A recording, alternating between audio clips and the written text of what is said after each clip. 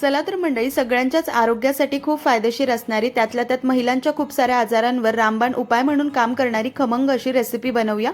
इथे मी 100 ग्रॅम जवस घेतले, कपने 3/4 कप। तेल वगैरे काहीच न घालता चटचट आवाज येईपर्यंत मंद आचेवर छान भाजून घ्यायचे, एका ताटात काढून गार करायचे। त्यानंतर सारख्याच कढईत अर्धा लहान चमचा तेल घ्यायचे, त्यामध्ये जिरे, लाल सुक्या मिरच्या, 7-8 लसूण पाकळ्या, चमचाभर धणे, थोडासा कढीपत्ता, अर्धा मिनिट मंद आचेवर परतायचं। त्यानंतर सारख्या कपने, ज्या कपने आपण जवस मोजले त्यानेच पाव कप किसलेलं सुकं खोबरं घालून तांबूस होईपर्यंत परतून घ्यायचं आणि संपूर्ण साहित्य गार करायचं।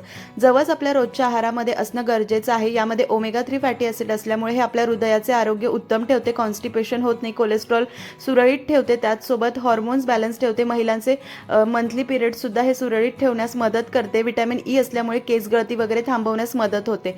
तर गार झाल्यानंतर लाल तिखट आणि मीठ घालून रवाळ चटणी वाटून घ्यायची, महिनाभर टिकते हवाबंद डब्यात। नक्की करून पहा, 2 चमचे रोज आहारात घेऊ शकतात।